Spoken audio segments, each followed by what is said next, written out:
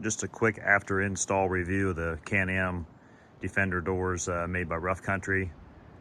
These are about $2,000 on sale, and as far as Rough Country goes, you cannot beat their customer service. The box was tore up pretty bad, the hardware was missing. They sent me a whole new hardware and seal kit and everything in a couple days. They have just excellent customer service. So the instructional video they give you with these is not the best. The biggest thing is when you can see some of the shipping damage there. I'll get those painted up, but on these back lower brackets, this is on the driver's side, you only have 2 bolts on this. This is an HD9 2024.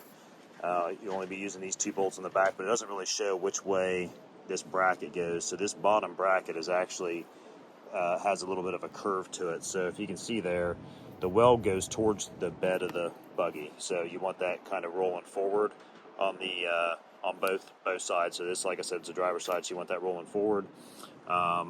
You also want to loosen these up on the doors. They're not a lot of fun getting started, and I did put some waterproof grease on these hinges before I bolted them up, and I had a little bit of these brackets I built for these lights up here, so I had to install the 2 bolts through the back of there too. But you leave everything loose, loosen all this stuff up, get the door hung on the hinges. It's better if you have 2 people. I had to kind of, push these together as I was holding it by myself, so it wasn't a whole lot of fun. Open your window up, that gives you a little bit of a leverage point to hold up here, while you're installing it. So once you get the 2 back hinges and the door kind of roughly mounted, it won't close all the way because it's going to sag and it's going to hit down here along the bottom. It's no big deal. So your next step is to install this bracket here, and there's a keeper that's a welded bar with 2 nuts on it, and you slide it back up in there, and you can start your bottom bolt and kind of use the bottom bolt to twist, and that'll bring the 2 holes to line up on the top, and you get that one started. Leave this kind of loose too. Then you have this little thing, an Allen wrench goes in here, and I believe that's still a 13 millimeter on the back side, so you kind of get this in place. And then what you can do is shut your door, and you can grab on the door on the inside or whatever and look through from the inside to see where this striker is actually hitting.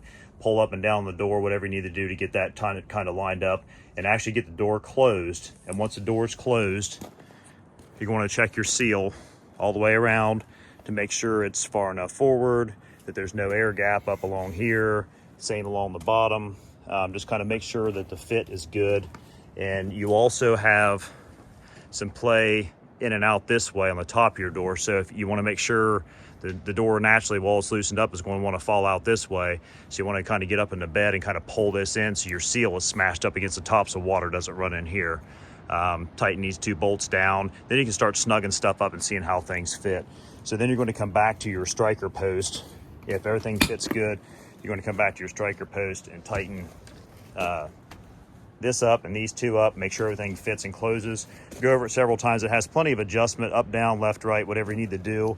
I did struggle some with the passenger side. The mechanism itself, let's just walk over here, I'll show you. So the mechanism itself, and I still may have some trouble with it. This piece right here, I had to cut this out with a razor knife because it wouldn't let this lever drop all the way down for the pin to actually come in here and strike. And then I'm still having issues with that not locking back. So that's the correct way it's supposed to go. And then when you undo your door latch here on the inside, it'll pop it down. That was getting stuck, so I had to play around with these 2 bolts here and kind of jimmy this around a little bit and take some more material off the bottom. But I finally got it to work, so I'm hoping it'll be okay.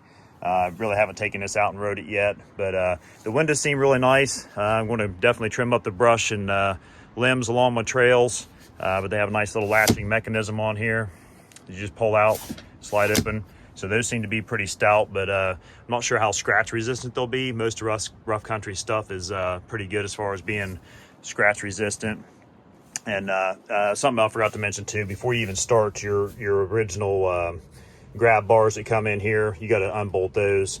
The passenger side's not too bad because this seat top, it pulls out The driver's side is not. It's stationary in there. So the one bolt, you actually have to use a ratchet wrench to get the last bolt off the bottom to pull those bars out. So you want to take those off first. The only other thing I don't really care for is how this setup is. So you use one of your original bolts for your grab bar and put this little bracket back there in that hole, and then their open limiting strap, whatever they call it, kind of fits in that little groove right there. I'm not sure how well that's going to wear, if that's going to end up cutting into that strap. I think that could have been a little bit better designed, but what they're trying to do is just make this as easy as possible to install and use original bolt holes without having to fabricate or, you know, weld things or, you know, get into a lot of detail. It seems to serve the purpose. It already comes with this bracket already mounted on it from the factory.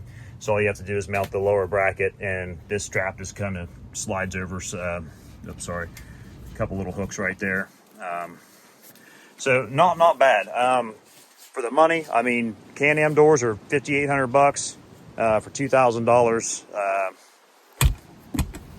Yeah, I'm all about it.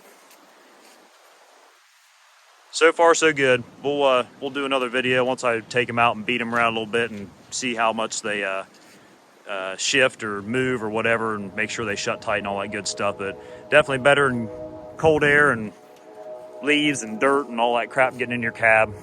That's also their Powerlift windshield too. It's a good setup. I really like it. It's heavier than all get out. It weighs a ton. And the new ones, they actually have like a little lobe section right there, and I wish I bought this right before they came out with those. Didn't realize they had the new one, because I really want to put a wiper in here.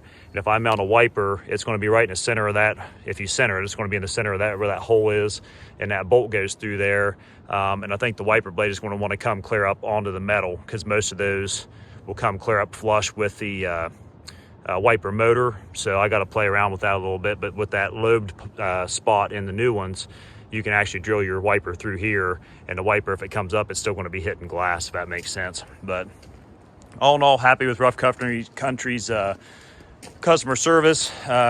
Quality, you know, I mean, it could be better. I had to do some grinding on that little all the keeper nut that goes on your latch right here. There's a big blob of weld slag on it, and I couldn't even get the bolt to start in there, so I had to do some grinding on that.